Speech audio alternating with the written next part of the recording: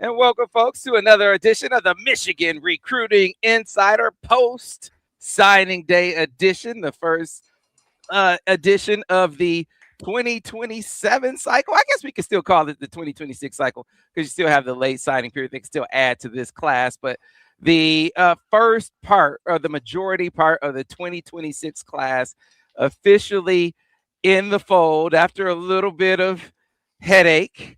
All right, Steve Lorenz, as we'll be able to talk about that a little bit, but we're getting in our weekly cycle now of the Recruiting Insider, bringing it to you every single week, right here on all of our channels on YouTube, Facebook, Twitter, and also, of course, over on the MichiganInsider.com. Joining me, as he will every single week, my man Steve Lorenz. Steve, how are you? Good, Sam. I was kind of in a rush to get onto the stream, and I accidentally put on this shirt that I had. I don't know what. My buddy got that for me as a gag gift, and I grabbed that out of the closet real quick. Good though, yeah. 26, probably over. Never say never, right? I mean, I think attrition could play a factor at a couple positions if they lose some guys, maybe. But otherwise, yeah. I mean, the bulk of the attention now, at least on the high school recruiting trail, is going to be the 2027 class for sure.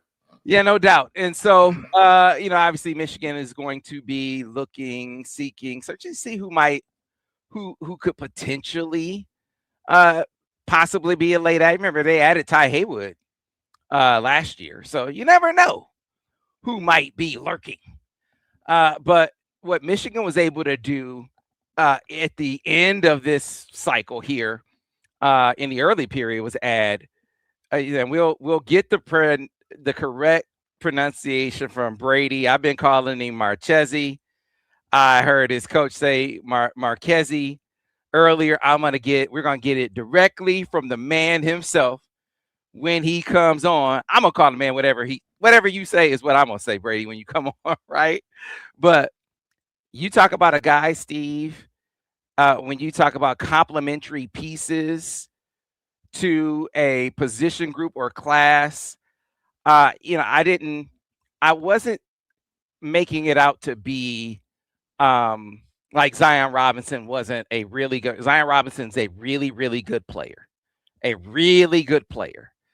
But if I had my druthers, and this was the point that I was trying to make, I think that the fit with Brady in the receiver room, like this fits better based on what else they have in the room. Like, man, this feels a bigger need in the room adding Brady to this class.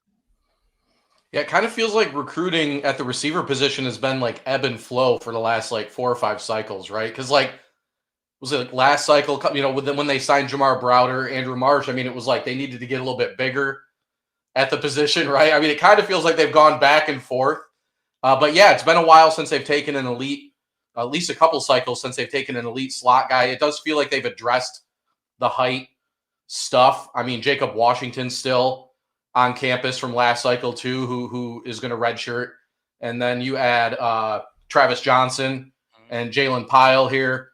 They needed, like you said, because Zion Robinson actually had a really nice senior season. Like it's not as if, it's not like Michigan was excited to see him flip to Stanford or whatever. But boy, talk about turning lemons into lemonade, because not only did they get an elite prospect still, but got one that, like you said, Sam, I think maybe fits the current receiver room a little bit better than Robinson would have. So yeah, no, I mean, credit to Michigan, credit to Ron Bellamy, the rest of the staff for really being able to kind of turn this over on a dime and sign a guy of Brady's caliber. Because like I said, he's a top 150 kid on the composite, right? I mean, and Georgia, it's not like Georgia was not trying to keep him, right? It's not as if this was like a Georgia just kind of let him go. Georgia, I think they were surprised and not too thrilled to have lost him in the last minute like that. So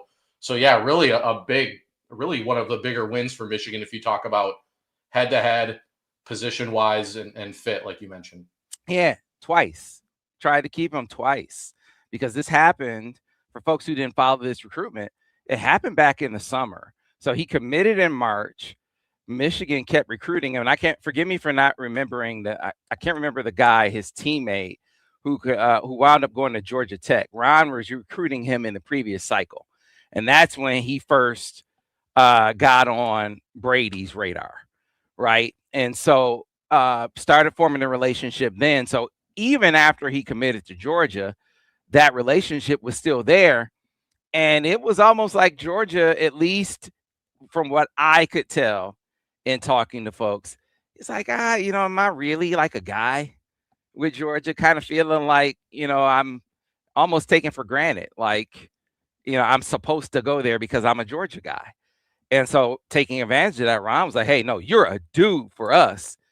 Got him set up for an official visit. And we came on that official visit, ironically, the same weekend as Zion Robinson. The feeling was, oh, they're about to flip him. And Georgia, they they attack with both barrels. They were guarding their yard. You're a guy, we got to keep you home. I mean, they just like, you cannot go. You are a dog. And so he stayed committed. And you thought that was that. But of course, you maintain the relationship. Not like every week. I talked to his receiver coach, Russell King. He was like, it's not like they were, we're all over him every single week. But that's the thing about relationships. You stay in contact. You check in. It's not even a recruiting thing. You're just, staying in touch. And that's how, when a kid has questions at the end of the cycle, because you've maintained a relationship, he can call up and say, hey, coach, I don't want to go to Georgia. Do you have room for me? And he's like, hey, well, it just so happens that we got a kid that's wavering. If you want to come, there's a spot, but you got to take it. And that's so, to clear this up, Steve, because I guess there was some confusion. We made it clear from the very onset of the Brady or Marchese conversation. This was an either or scenario. Michigan was never taking both guys. Let me repeat. Michigan was never taking both guys. They were only taking one. So it was like, who's gonna come first?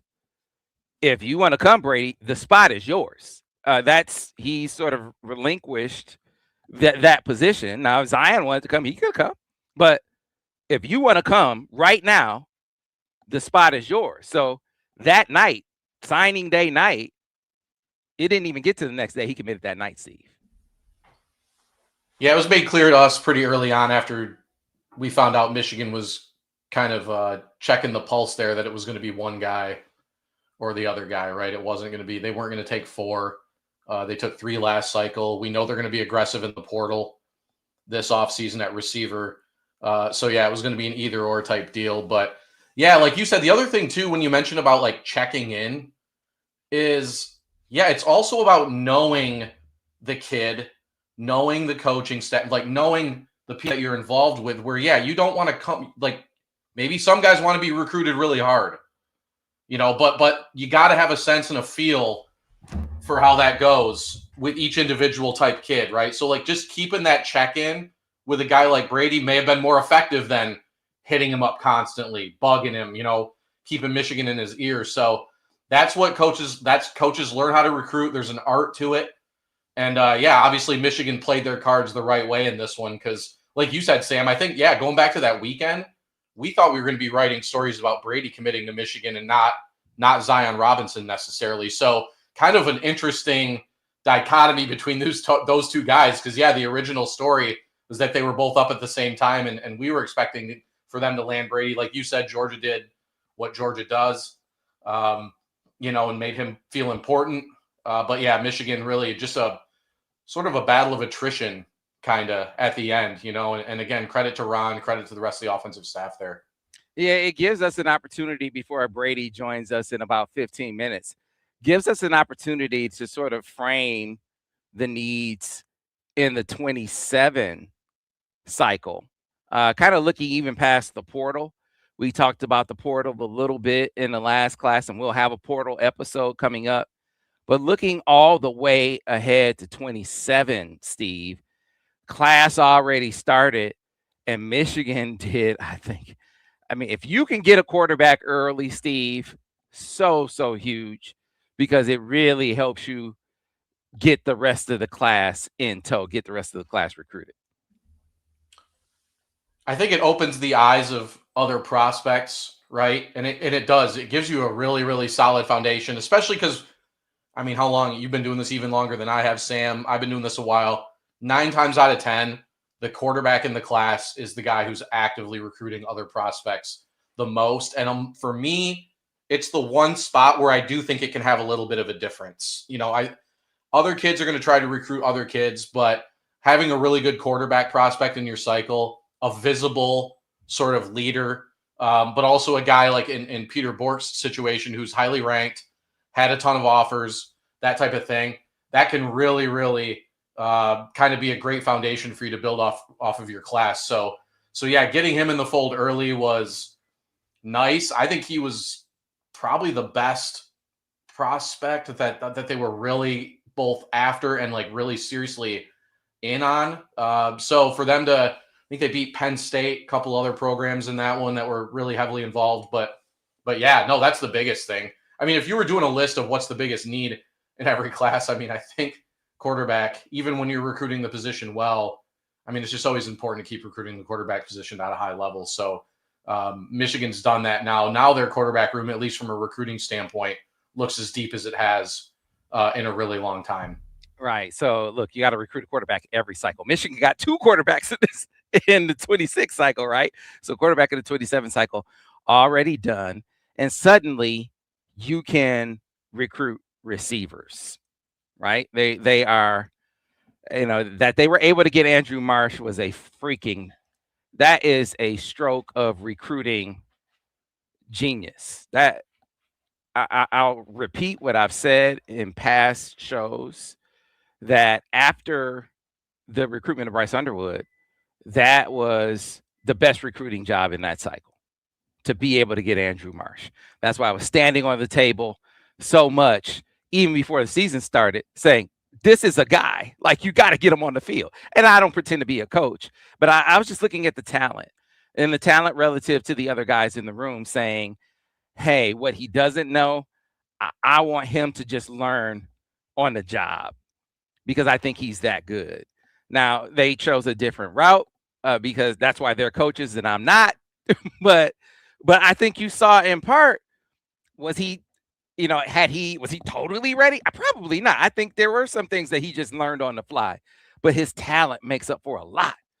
And so now you got some proof. You got some proof to those guys that they're recruiting that helps you get other guys in the fold, which brings me to the needs. Receiver still a big need, not as big a need, but still a big need in the cycle, Steve. And here is the irony, to use that word. It is a huge, huge position group in this region and in this state. When you got Monsoon Sales down in Indianapolis, you got Quentin Burrell down in Chicago, you got Dakota Garant right here in the state of Michigan as the #1 player here in the state. And there's been a lot of talk that Michigan is not just the favorite, but the overwhelming favorite for Dakota. And while I think that Michigan has improved its position, I like to shoot people very straight and very honest. I think that they have absolutely gotten better in that recruitment. I think Bryce's arrival has triggered that. I think the fact that, you got Michigan fan, like his dad has said some very favorable things. I think there's a lot of positive things. But I'm just telling you, man, guys on that staff are like my guys. I went to Michigan with his head coach. His OC is like one of my dudes, one of my really, really good friends on the planet. Like, I'm just telling you, Michigan has work to do. It's almost like the one who knows you best, you got to prove more to. You know what I mean, Steve? Like, they see you more. And so because they see you more and they see where you are in your with where you are in your passing game, it's like, they're kind of like, mm. And I think that's kind of how it is with Dakota. So yeah, I think they really like Michigan. And this is not anything that Dakota said to me or anything that the family said to me. I'm just talking to the people around him, the people that are around him every day. And I'm just telling you, I do not think that all of this talk that Michigan is the overwhelming favorite for Dakota Grant is based in how it really is. I think they have work to do there, Steve. Makes sense. I mean, like they know anything and everything about the Michigan program, right? It's almost easier for other schools to put up a facade because they're never going to be around them or really in the program enough to actually know the ins and outs, to the fullest extent. So, yeah, as a commenter just said, I mean, yeah, if Bryce Underwood makes a leap next year and the passing game makes a leap, then that's obviously going to help them probably really more than anything, right, Sam? Because he's got the familiarity with the Michigan program. He knows a lot of people in the Michigan program. Like you said, his head coach has a direct connection to the program. So yeah, I mean, it's going to be interesting. Wide receiver, like you said, not as big a need, but it's because of the level of talent that is in their backyard. They have an opportunity to really solidify to that position for the foreseeable future. Like you said, with Burrell, Sales, we'll see there. But even you got Trey Britton at Belleville, Chad Willis at Orchard Lake St. Mary.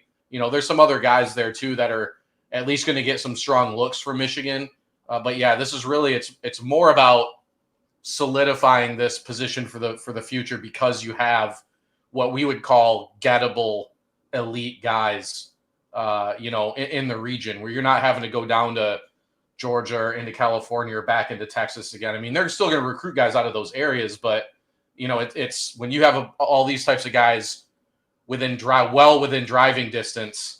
It usually makes it a little bit easier to recruit. But again, a guy like Dakota, Ohio State, Oregon, I mean, and to call a spade, I mean, those programs have a long developed track record of a passing game and putting receivers into the league and stuff. So yeah, I mean, regardless of where he comes from, I think Michigan is going to have work to do when they're going up against those schools in a major receiver recruitment. So yeah, I think Michigan's passing game developing next season is really going to be the best case scenario for them if they're going to try to make a bigger move there. Yeah, man. I want to highlight a word you used, elite. The dudes at receiver. Like I think Michigan has gotten some good receivers. Even before these last couple, they've gotten good receivers, but the guys who are legit difference makers, the guys who can just go, whether it's a big 50-yard catch or catch a ball and go 60, that can just be that guy that takes a drive and it's over in 3 plays. I mean, look at that drive that Michigan had against Ohio State, the very first drive, and this is what you had with Justice Haynes. There's something to be said, and I think Jordan Marshall is a great player. I think he's a great player, but he's a different player, and I think you need to have those players in your arsenal that can, in one play, the drive is over. Because now that margin for you don't need to worry about that 10 or that 8, 9, 10 play drive. It's over in 3 plays. Michigan got to the red zone and the drive stalled. If that drive is over in 2 plays, you don't have to worry about the red zone. You need guys like that. That's why you got to take advantage of this golden era, so to speak, of receivers here in the region in this cycle.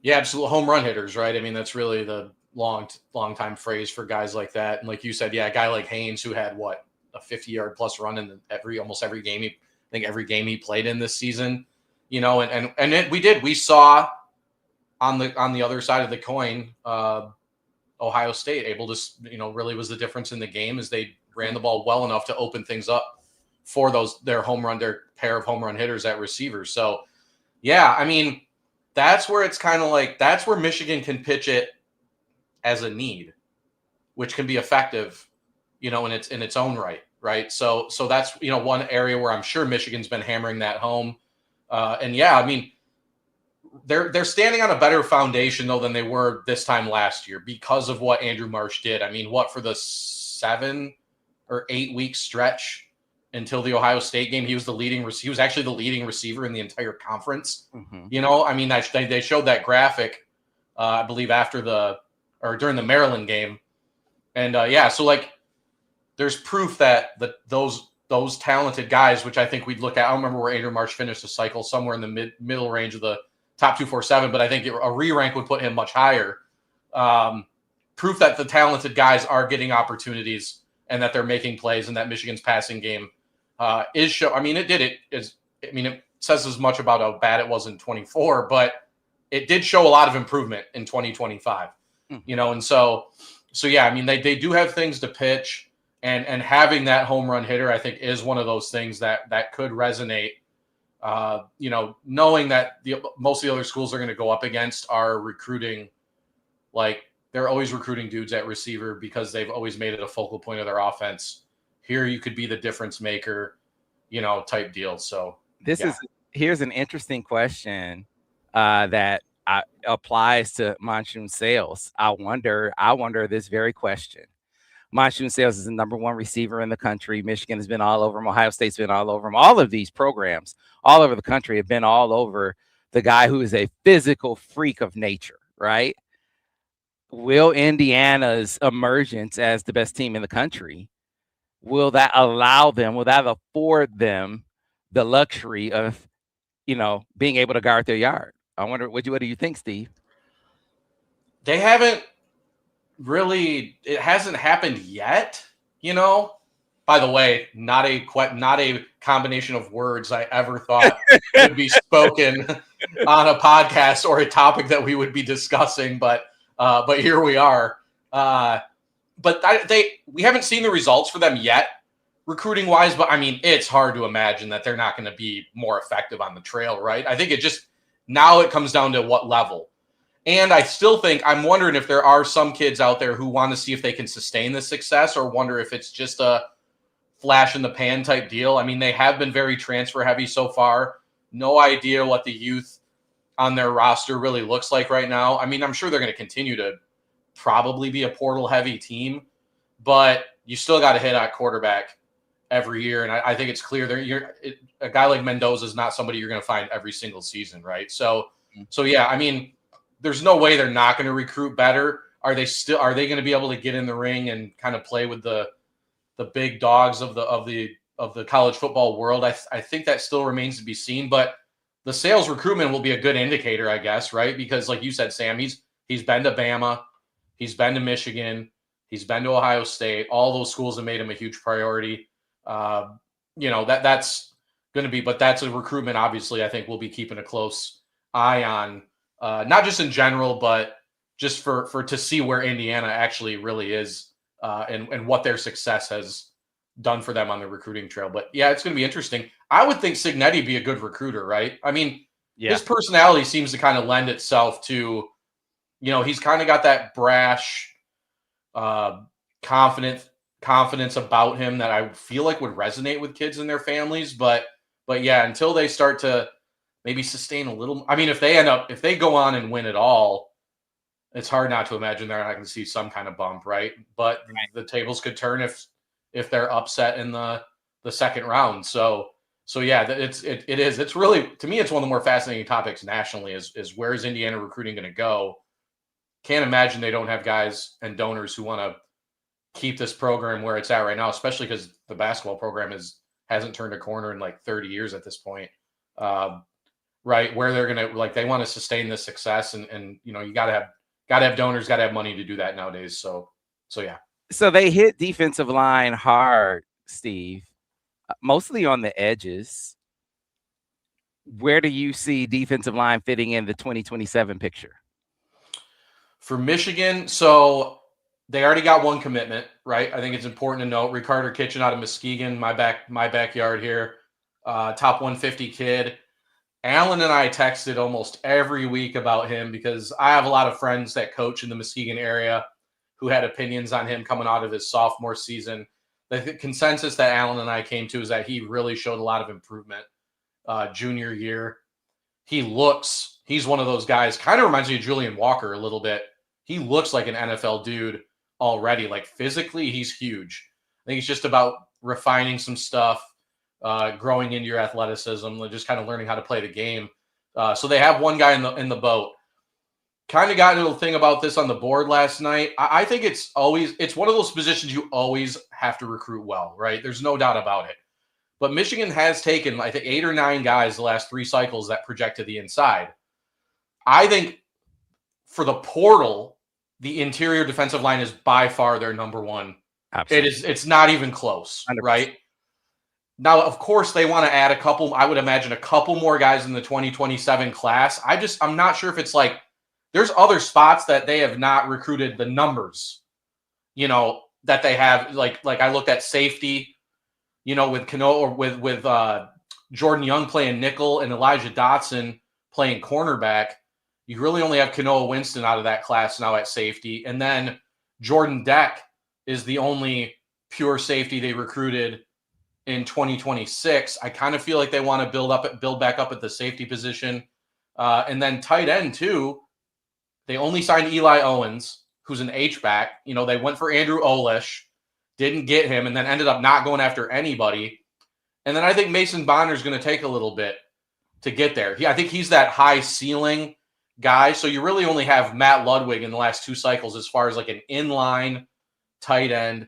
And we know Michigan loves to use the tight end position. So I actually think that spot is quietly important in the 2027 class. But I mean, it goes without saying, getting pass rushers and getting guys on the interior is always going to be important, much like the offensive line. But Michigan they signed 5 on the defensive line in 26, and they signed 5 on the offensive line in 26. So I think it's a deal where they may not take a bunch, but I think they're going to push harder for a lower number, but maybe some top end guys at each of those positions, right? I mean, edge looks like it's in a decent spot. I mean, they just signed the number 1 edge in the country, the best edge they've ever signed according to the rankings. But yeah, those are a few of the positions. I mean, again, every position's corner, depending. I think Andre Clark and Jamarian Vincent are a solid corner duo, but I do think there's some not questions there, but like I don't know if they're slam dunks. But yeah, so that would be it. But like you said, receivers important because they can solidify it and they got guys in their backyard. Defensive edge and defensive tackle are always important because those positions are just always important, right? So in the offensive line, they signed 5 guys in 26. They already have 2 commitments in 2027 with Tristan Dare and Little Lou Esposito. Not little at all. Yeah, I should. Kind of big Lou Esposito. So, who they're thrilled with both those commitments. Esposito had a great junior season. I know Allen's really high on him. So yeah, I mean, you could make an argument that every linebacker was another one I mentioned. We talked about they took 3 last cycle, but they've not hit on one of those top 100, top 50 level linebackers. We talked about that in the signing day episode for some of the reasons why. Yeah, it'll be interesting to see if that changes at all in the 27 cycle, right? Because they've hosted some top guys. They had a couple top guys on campus for the Ohio State game, but they've had guys on campus before, and then those recruitments just they seem to kind of disappear off the radar. So linebacker is always an interesting spot to watch recruiting wise for me. I think it's been the most fascinating position the last few cycles because they try to get in the door with some guys and then the door is shut very quickly on some of these recruitments. So yeah. Yeah. So there are a couple of guys in the DMV that stand out to me as guys that I am particularly enamored with. One, we were talking about defensive linemen or interior defensive lineman and linebacker. And DMV has been a focal point for Michigan. I mean, it was if you're talking about a region that was the feeder for the last class, it wasn't even a footprint region. It was the DMV. And so Joseph Buchanan, Owings Mills, Maryland, McDonough High School. I mean, you're just there. You talk about linebacker recruiting. Michigan lost out in the last cycle, but they're there again. And Joseph Buchanan was one of the guys who put Michigan in his top 6, called Michigan D-line U, said, "Hey, why am I looking at Michigan?" He said, "Look at the guys. I mean, Mason Graham, Kenneth Grant. I mean, that you're gonna." Even before that, my man that's with Cincinnati. Chris Jenkins. Yeah, Chris Jenkins. I mean, they just keep putting guys in the league. And I got a great relationship with Lou Esposito. I mean, Michigan planting their flag in that region. Now, it's much thicker, trying to get guys there. He's one of the most heavily recruited linemen in the country. And, of course, now you got James there, Virginia Tech, will make it even harder. But that is a dude. And considering how much they absolutely hammered Edge, I think it is going to amplify the attention on the interior defensive line. And this is not a guy you got to go down in the South to get. This is right here in a more comfortable region. It's certainly contested, but more comfortable. And staying in that region, Noah Glover. This is a guy that Bryce just wrote about. A school that's very familiar for me. My niece and nephew went to high school at Battlefield High School in Haymarket. He is one of those linebackers that you talk about. He's a top 10 linebacker in the country. He said he's hearing a whole hell of a lot from Michigan. The question is, and this is an honest one, like, where will linebacker be on Michigan in Michigan's pecking order? I don't know. Now, this is not a. So taking this away from Noah Glover and just talking big picture, as you're assigning value to position. So positional valuation, like in the NFL, you got quarterback, left tackle, edge defender, corner. Those are like the big dollar positions. And then you fill in different positions after that accordingly, depending on what franchise you go with. Well, where's that going to fall for Michigan in this coming cycle? I think we're going to find out. I think Noah Glover will be a litmus test guy, or he might be an exception to the rule. There are those guys, for instance, like Nick Abrams was an exception to the rule. So in the last cycle, Michigan, they brought all those linebackers on campus, right? All those top linebackers. And people were like, well, Brian Jean-Marie, what is he doing recruiting? Michigan was the lowest NIL offer for all of those linebackers. Brian Jean-Marie can't do anything with that. He can't. How is he going to win those recruiting battles when they're the lowest offer to all those guys? Yeah. You can't overcome that, except for Nick Abrams. So, how is it going to be one of those deals where you are going to be in the thick of all of those recruiting battles, or are you going to have like one exception where it's like you got like one Nick Abrams? Okay, like you can really recruit that guy, but in general, rest of your linebackers, you better go find you a dude that's like Cole Sullivan, who everybody else doesn't really see. Like, he's really super talented. Like, that's Aiden Reeder. Really super talented. No one else really saw him. You can see it. You really got you a guy and stole them from everyone else, that kind of thing.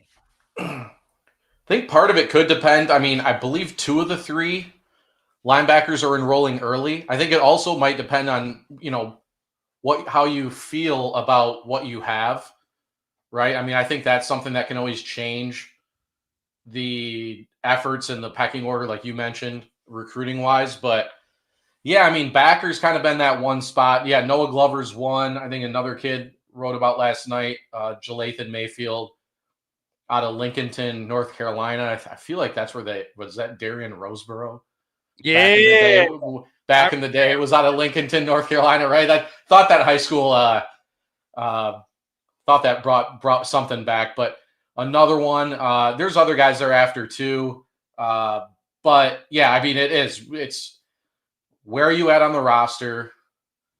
How much money are they going to delegate again? Because like you said, could be the best recruiter in the country. And if you're the lowest NIL offer for every major target at your position, you're not, it's a lot of it's going to fall on deaf ears. And the fact that Nick Abrams held on so long with Michigan, I think speaks more to how well Michigan recruited him, right? Because it's clear Georgia was probably offering a decent amount more.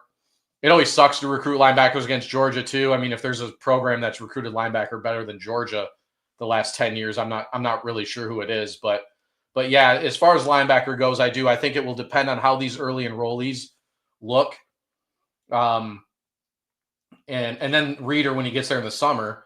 But yeah, also just what kind of resources they're willing to devote compared to some of the other positions. Now, like some of the things I wonder, they signed Savion Hyder, number 1 running back in the country. Do you like, is the allocation kind of has to be sort of a free-flowing deal, right? I mean, you just signed the number 1 running back in the country and one of the best running back prospects in the last 10 years. Do you need to devote as much at running back in the 2027? You know, there's things like that I think would be interesting to see how Michigan kind of handles that stuff. But yeah, they've had, it's not a numbers thing at linebacker. I think it's just more about what, like signing a no-doubter, like getting a Nick Abrams. You know, like a Nick Abrams, I feel like is a guy who would have played next season for Michigan, even in a room that should still be pretty solid. You know, even though they're going to lose Ernest Hausman, they might lose Jimmy Rolder. You know, he still would have played this year.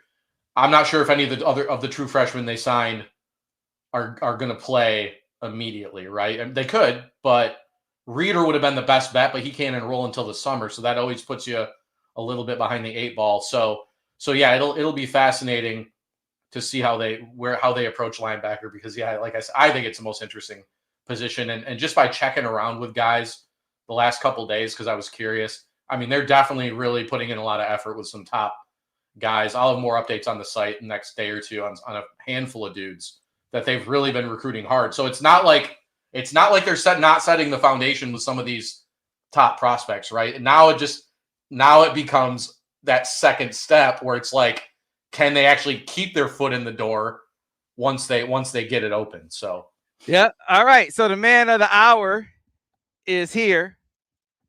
The guy who made signing day exciting for Michigan fans. We got thousands of Michigan fans waiting for his appearance. He is now with us. Producer Lance, can you add Brady to the stage? He is with us. Now, he is going to tell us how to pronounce his last name. So, Brady, how do we pronounce your last name? Marchese. Marchese. Brady Marchese, Michigan Wolverine, is with us in the building. Brady, congratulations on becoming a Wolverine. Yes, sir. Appreciate it. Appreciate it a lot.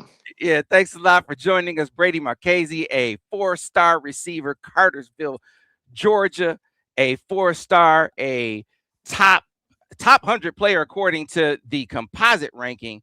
And if you've watched his tape, you know that he is one of the fastest players in the country, has some of the best hands in the country, but it's not just about his speed and his hands. He is a technician out there.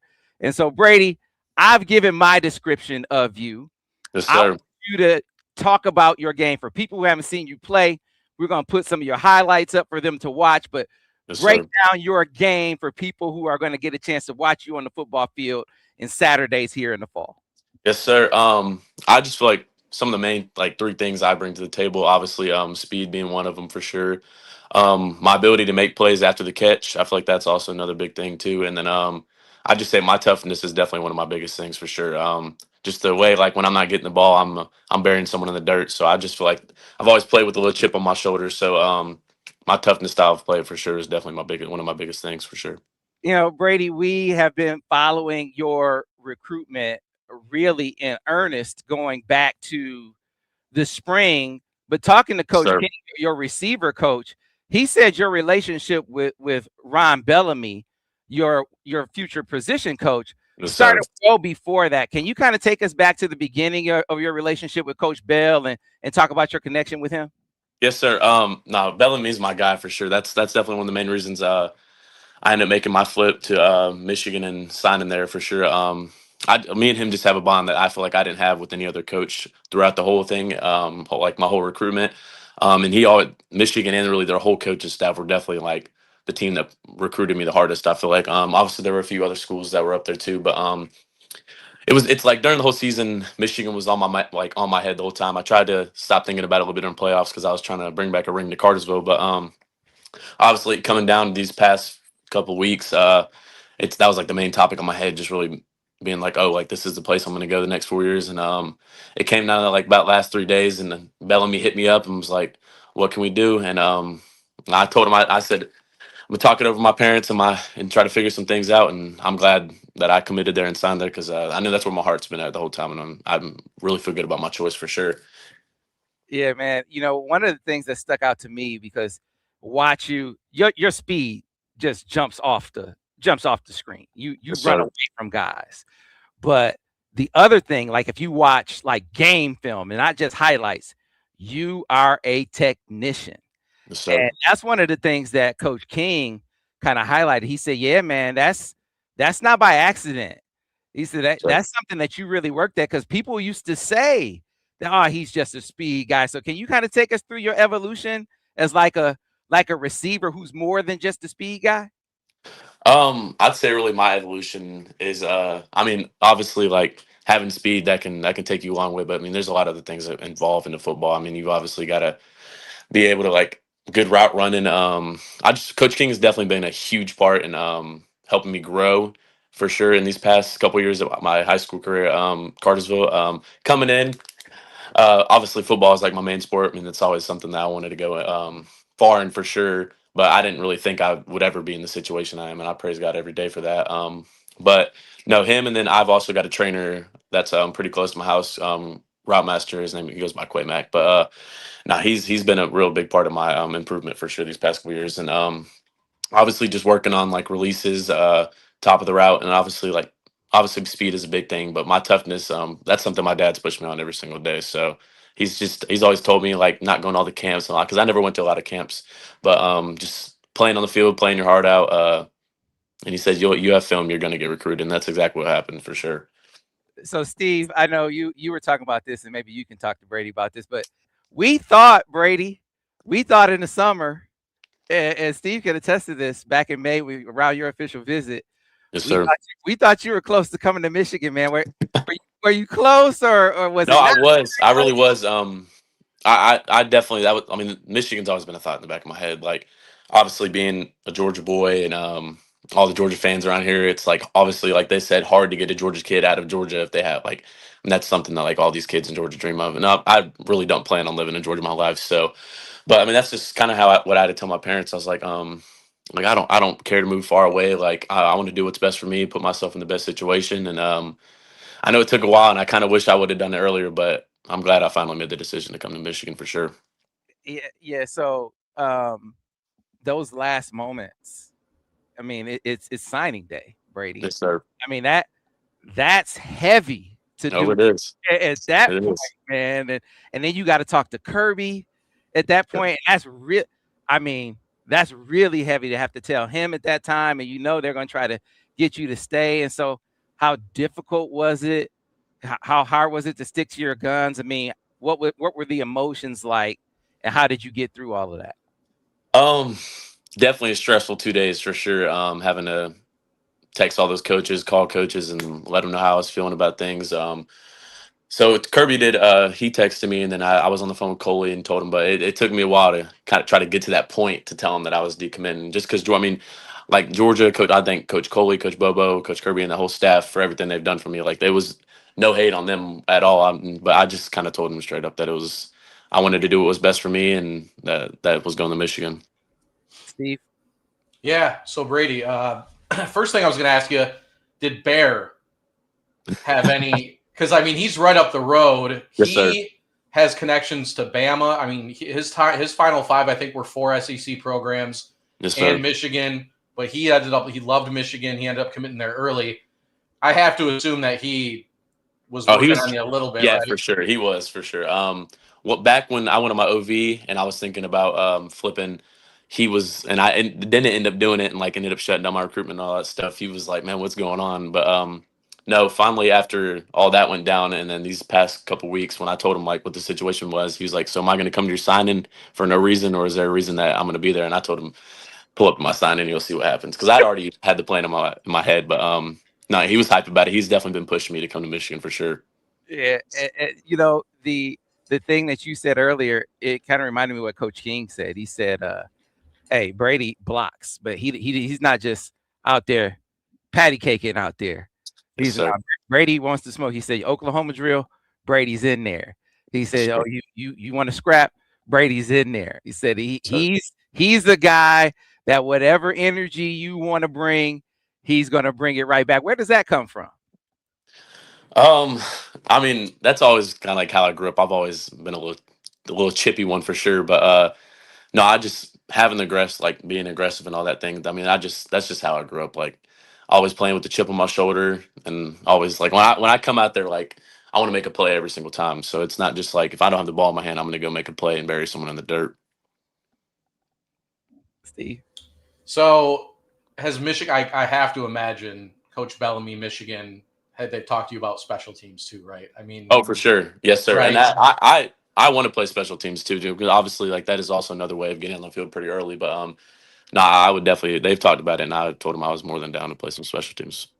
But not just block. I mean, they want you to return Yes, sir. kicks and punts, right? I mean, not just get out there and block. I mean, you just mentioned being chippy and stuff, but yeah, I would assume with your speed, your ability that they need guys back there to make plays on the special teams Yes, sir. aspect that you're a guy that would fit there for sure. So Yes, sir. Hey, so real quick, I gotta bring in a comment from the crowd. My man Zeke. Say I shouldn't call him my man. This is Chili. This is Chili from TLC's brother. Yes, He sir. still haven't introduced me to Chili, by the way. But he said, "Hey, Brady, bring Maddox with you." So that's one of your teammates, right? Yes, sir. It is. Maddox is a dog for sure. He's gonna he'll be a junior next year. His recruitment is gonna blow off the charts for sure. So give us a scouting report position. Talking about Maddox Davis. So what is Yes, he? sir. What's his game? He's got some speed on him too. He's definitely a speedster. I would say one of his like best topics for sure off him is just man, he's shifty. He's real shifty. Like I think almost every single time, like on kickoff, punt return, like he took it to the house every time. Like it got to the point where like we were like asking teams like why are you even like kicking it to him anymore? But nah, he hits the wall. He runs hard. He's gonna be a ball player for these next 2 years at Cartersville. Yeah, and so I'd be remiss if I didn't ask you about Michigan's team. Bryce Yes, sir. Underwood, quarterback, Andrew Marsh on the other side. You see the pieces Yes, that they sir. have in the receiver room. So give me what you see when you look at Michigan, how excited you are, what's on the horizon. You're early enrollee. Are you going to be coming up for and getting in bowl practices? I Yes, mean, sir. what's on the horizon? No, obviously I know Bryce is he's young, but the potential he has is insane. Like that's and coming in like Jared Curtis had just flipped, and obviously Georgia has other dudes, but no, I could definitely see myself playing with Bryce. And as soon as I committed, I texted him. I said, "Let's do it, go blue." And he said, "You know what's going on. Let's get to work." So no, I feel like me and him are gonna get to. I'm as soon as I get there, I'm ready. Whenever he wants to, I'm ready to get to work. But no, and then Andrew Marsh, I just recently started watching some clips on him. He's the real deal for sure. But now I feel like I just come in, give it my all, learn the playbook, and I feel like I can definitely make early impact for sure and be a part of that. So are you going to be able to go through bowl practices, or how does that work? So I was just talking to my dad about it a couple of days ago. I thought we were going to be able to, but I think they changed the rule to where I'm not. So I'll be moving in Michigan like January like 2nd or something like that. That's when I get there. Yes, sir. All right. So you get a chance to be home for the holidays with the family. Yes, Then sir. so are you prepared? So you mentioned, and we'll see if Brady pops back in there. There you are. Yes, sir. Southern guy. You ever seen the snow, Brady? About once we get it about once every 4 or 5 years in Georgia, but I love the snow. Like, and I definitely feel like getting in transitioning into that. I'm gonna like it. So obviously it's gonna be a little cold for sure, but I think it's something I'll definitely get used to. Yeah, hey, who's to say you don't get drafted by Buffalo, right? Exactly. Like you got to prepare for everything. So no, I'm excited for it for sure. Yeah, man. Certainly excited to see you. You got 2,000 Michigan fans in here watching you as well. Yes, sir. Excited about your decision to become a Wolverine. Anxious to see what you have in store, man. Sure. Definitely. Before you go, just you talked about Coach Bellamy. I'm curious in your conversations with Coach Moore and then Coach Lindsay, just what they said to you about their vision. I mean, coming in the door, are you going to be able to compete right away to Yes, sir. get on the field, to be return man? I mean, what's their vision for you coming out the gate as a true freshman? So Chip and Coach Moore both told me like coming in, like I could be an early starter, just coming out and competing early on. Chip called me like I think like probably 5-10 minutes after I signed. I didn't get answering calls, so I called him about an hour later. But Coach Moore was really excited when I told him I was committing.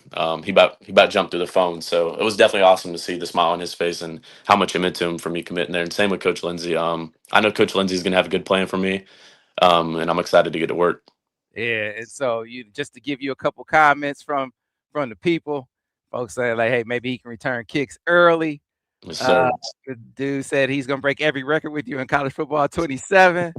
Guy said, hey, ask him if he's ready for the rivalry with the Buckeyes. Oh, more than ready for that. Yes, sir.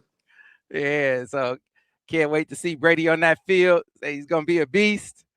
Yes, sir. So it's been like that with all the fans in here. So Brady, man, thanks a lot for taking time out of your day. I know this has been super hectic. Enjoy the rest of the holiday season, man. Do. Can't wait to see you up here this winter and into the fall. Congratulations on becoming a Wolverine. Appreciate it for having me. Yes, sir. Thanks a lot. Brady Yes, sir. Marques. Go Blue. Thanks a lot.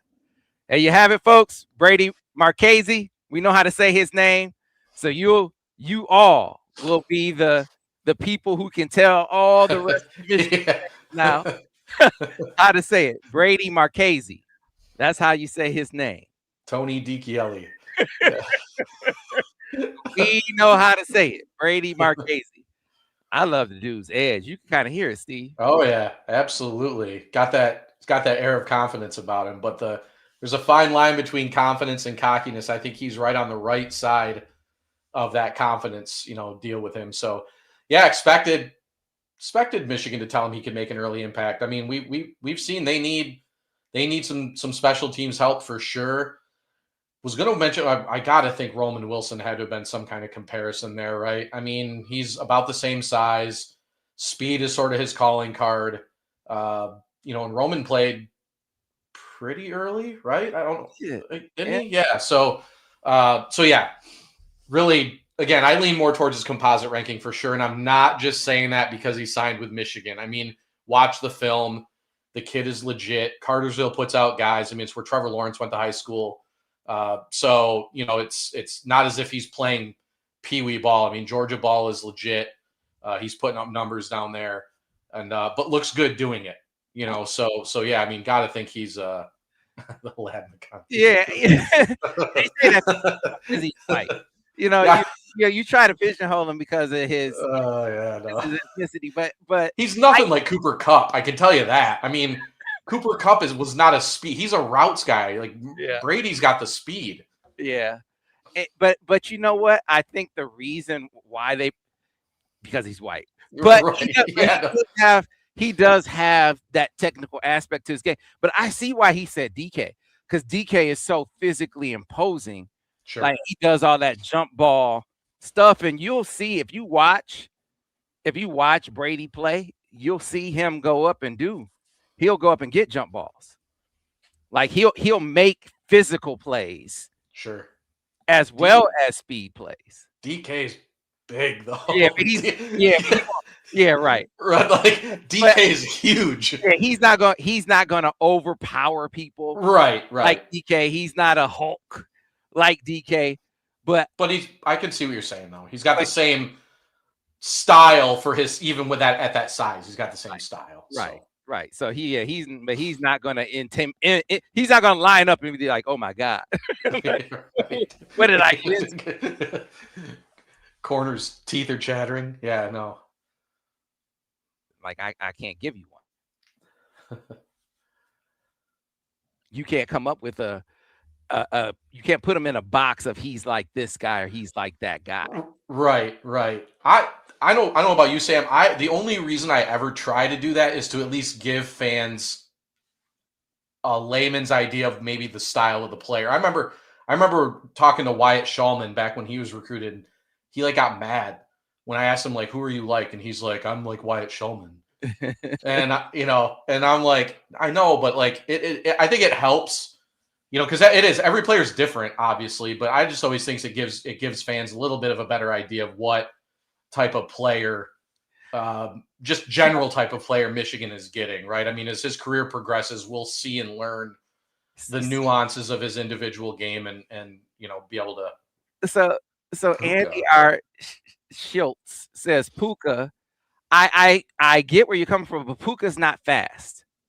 Puka Nacua is not a speed guy. He's physical, runs great routes. Yeah. Like great elite hands. Yeah, he's like the total package without the burn. Right. Yep. Yeah. He's really good. Now we got Jamar. Now we got Jamar Chase. Like, where's Kelvin down? We're waiting for Kelvin Johnson now here. We're getting into Fred Jackson territory. Hey, no, the best Fred Jackson comp ever. hey, there's Boop. There's Boop in the background. Boop. Oh no, she's been trying whole episode. I don't know if you guys have noticed, but no, but Freddie J, who I've known my whole life, he told me, "Hey man, Anton Campbell is like Gale Sayers."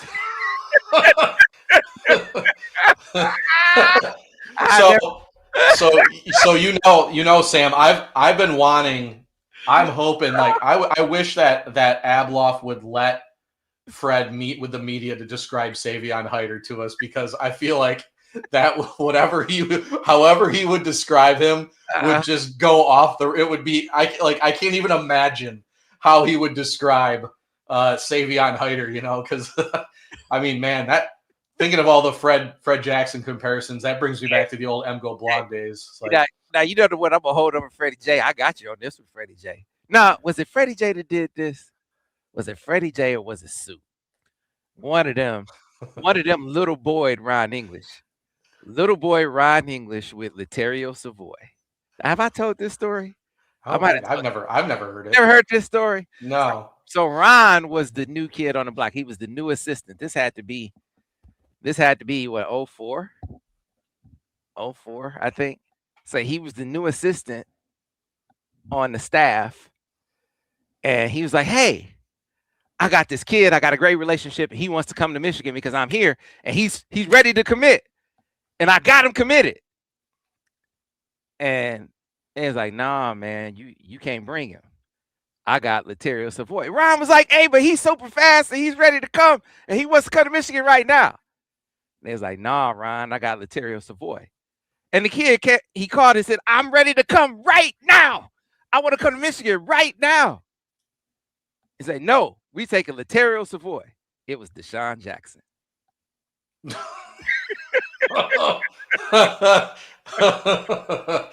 Oh no.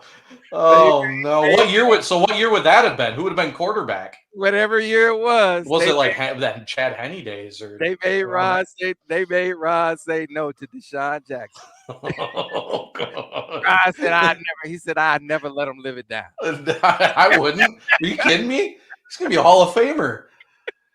Oh boy. I don't know if it would have stuck. I don't know if it would have stuck. Sure. Well, he played at Cal. I mean, it's not like they probably could have held on to him. No, Soup could have handled him, because I mean, I know Deshaun's coach. So his coach is Danny Ferrigno. And Danny Ferrigno, Dan Ferrigno was like, "Oh my God. You know how hard it was for me to coach? How hard it was for me to coach him?" Yeah. But Soup could have handled it. Yeah, for sure. Handled it. But yeah, Ron. Oh boy. I had Deshaun Jackson. He was coming to Michigan. He tried to come to Michigan 5 times, and I had to tell him no.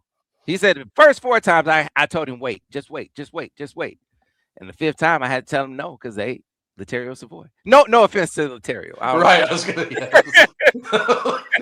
Hey, no offense to 99.9% of the receivers that have ever played the game. I mean, there's not a player.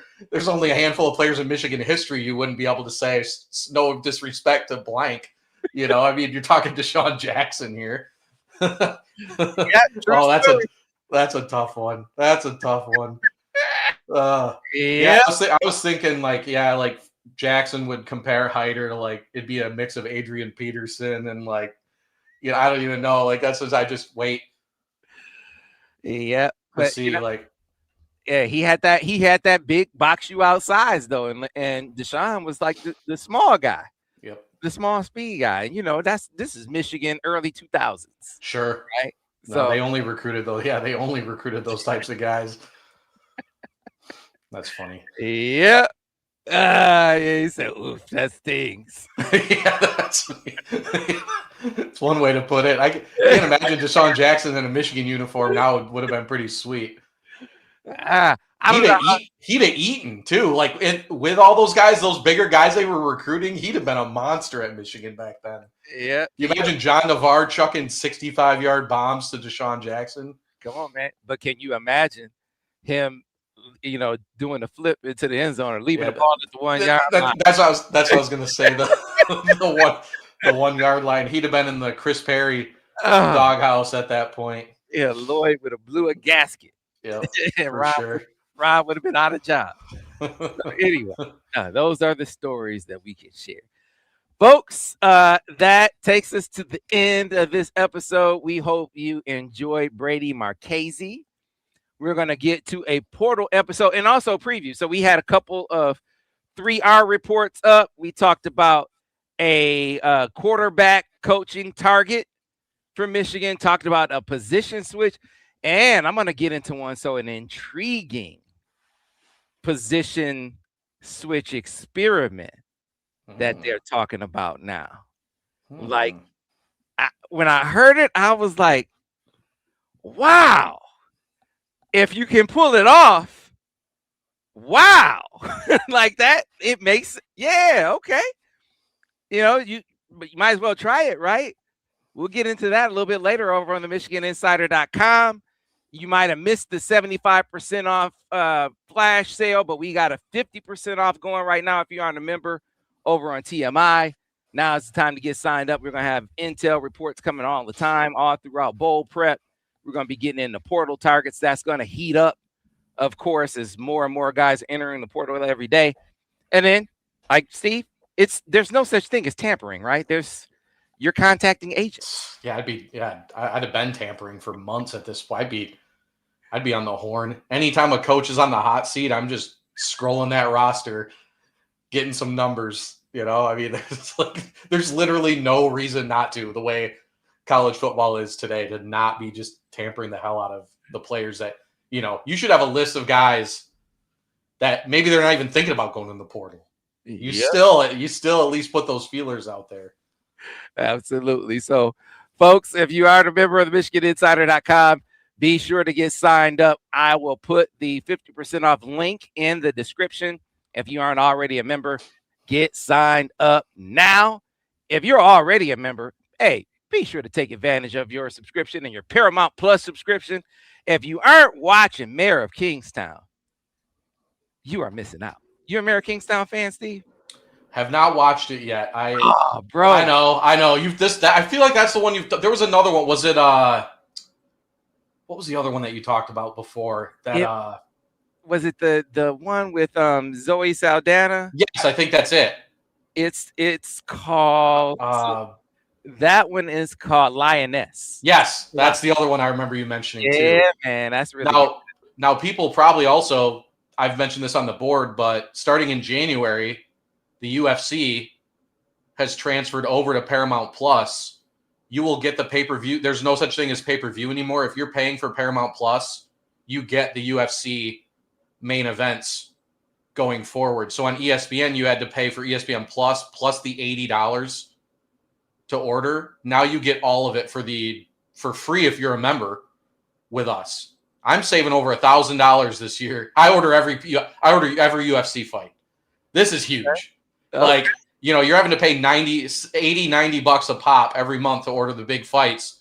Now you get all of it under Paramount Plus. No extra fee, no nothing like that. So that if you're into the UFC specifically at all, that's a massive, massive perk. So now you don't get that. You don't get that if you sign up under $50 deal. No, so you have to be you have to go through the full paying, like the pay period. So if you get a discount subscription now, you have to wait till the end of the year. I know we had a few people reach out to actually upgrade to the full, right? Because it's good. Because it's gonna. And talking to UFC fans that messaged me specifically because they knew who upgraded to the full because they're gonna end up saving so much money by getting those pay-per-view type events for free now. So but you got to be a full paying member.